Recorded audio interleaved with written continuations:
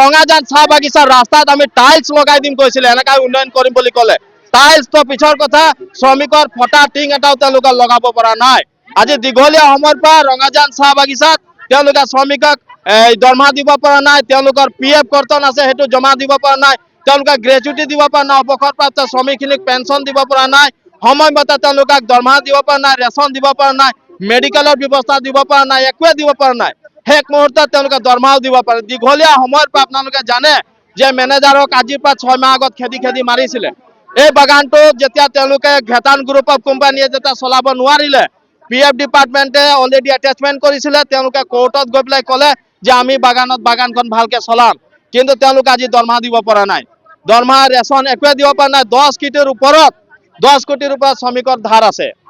গতিকে আমি অসম চৰকাৰক, কেন্দ্ৰীয় চৰকাৰক আমি দাবী জনাইছো যে অতি শীঘ্ৰে আজিৰ ভিতৰতে এই খেতান গ্ৰুপক ৰঙাজান চাহ বাগিচাৰ পৰা আউট কৰিব লাগে, আৰু নহ'লে আমাৰ এই আন্দোলন নৰখে।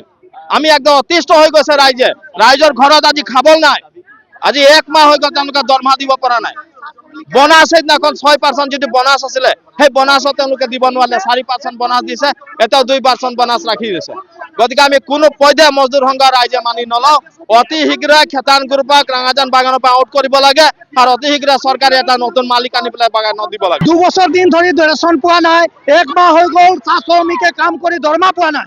আজি চাহ শ্ৰমিকে পেটত গামোচা মাৰি পেলাই কাম কৰিব নেকি? আজি ল'ৰা ছোৱালী ভোকত থাকিবলগীয়া হৈছে, যাৰ কাৰণে আজি চাহ শ্ৰমিক ৰাইজে ৰাজপথত ওলাই আহিছে। আৰু তাতোকে দুৰ্ভাগ্যজনক কথা যে আজি 2017 চনৰ পৰা চাহ শ্ৰমিকে PF গ্ৰেজুইটি পোৱা নাই। আজি 11 কোটি টকাকৈ খেতান গ্ৰুপে আজি চাহ শ্ৰমিকক দিবলগীয়া আছে, কিন্তু বাৰম্বাৰ গোলাঘাট জিলা প্ৰশাসন অসম চৰকাৰক জনোৱাৰ পিছতো কিন্তু আজি তাৰিখলৈকে কিন্তু গোলাঘাট জিলা প্ৰশাসন হওক, অসম চৰকাৰে কোনো ধৰণৰ ব্যৱস্থা গ্ৰহণ কৰা নাই। আজি চাহ শ্ৰমিকে ইমান ৰ'দে বৰষুণে কাম কৰাৰ পিছতো কিন্তু চাহ শ্ৰমিকৰ যিটো প্ৰাপ্য নিজৰ মজুৰি, সেইটোৰ পৰাও আজি মালিকে বঞ্চিত কৰিবলগীয়া হৈছে, যাৰ কাৰণে চাহ শ্ৰমিকে আজি ৰাজপথত ওলাই আহিবৰ কাৰণে বাধ্য হৈছে। আৰু চাহ শ্ৰমিকৰ যদি সমস্যা সমাধান নহয়, চাহ শ্ৰমিকে যদি দৰমহা নাপায়, ৰেচন নাপায়, তেতিয়াহ'লে কিন্তু এইবাৰ নিৰ্বাচন বৰ্জন কৰিবলৈ কিন্তু চাহ জনগোষ্ঠীৰ ৰাইজে হাতত টঙালি বান্ধিছে। এই কথাটো আমি স্পষ্ট কৰি দিছো।